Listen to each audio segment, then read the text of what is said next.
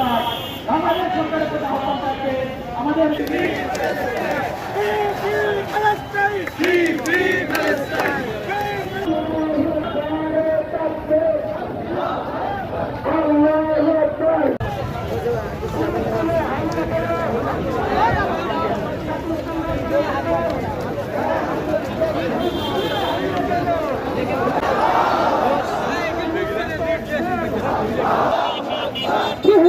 কালো হাত ভেঙে দাও ঘুরিয়ে দাও ইহুদিদের কালো হাত ইসরায়েলের কালো হাত